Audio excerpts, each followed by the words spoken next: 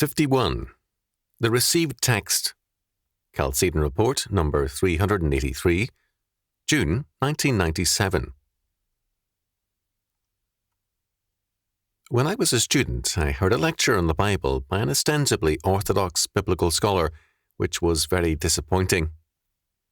He insisted on arguing from within the ranks of the critics and with a ready acceptance of their premises.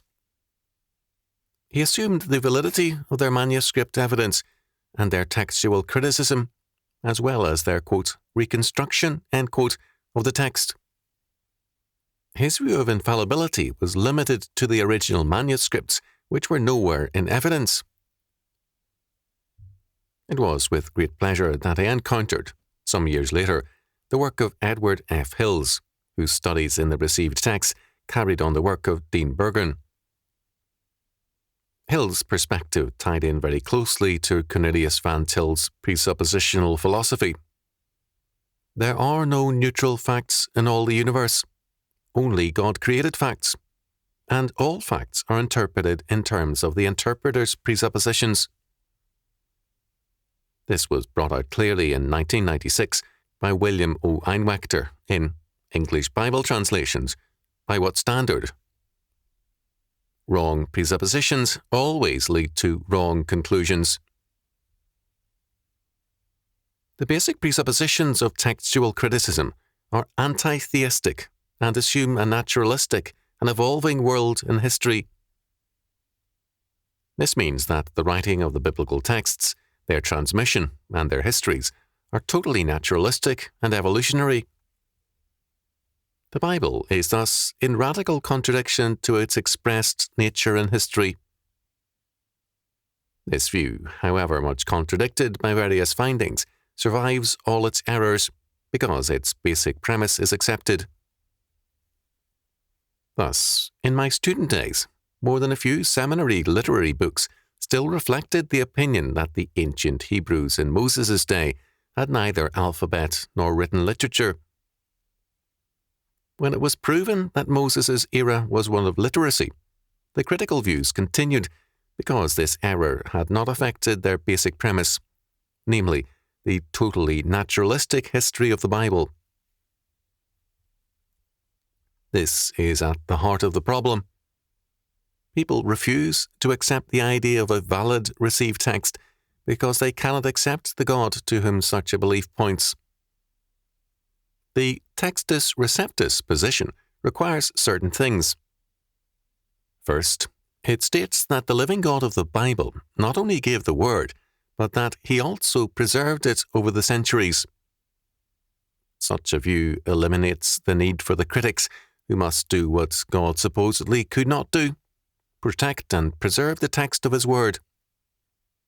The critics thus make themselves, in effect, the true givers of the Word. Second, the doctrine of God necessitated by the biblical revelation leads to some inescapable conclusions. The God of the Bible can speak only an infallible and inerrant word. Because man is a creature and a fallen creature, his word can be only an errant and fallible word. He can speak only approximate and fallible word because he is not God. To be a man is to know one's fallibility and proneness to error. Third, it is no accident of history that the only works claiming infallibility are imitations of the Bible, having arisen in the Christian era. Examples of this are the Quran and the Book of Mormon. Ancient religions had, at best, vague and incoherent, quote, revelations from spirits and oracles, because they had no omnipotent and omniscient God who could speak only infallibly.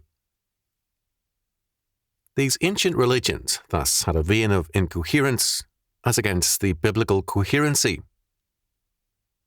The biblical critics have a view of God which is, at best, pagan and evolutionary. Their view of God, if they claim one, is of an evolving spirit in the cosmos who is somewhat unconscious and, at best, incoherent. Fourth, The biblical critics and modernist scholars are more consistent than their opponents because they are faithful to their views of God and of history. They have often changed their views on the development of biblical religion. For example, it was at one time held that all religions moved from simplicity to complexity, as did also languages, supposedly. Later, it was the reverse.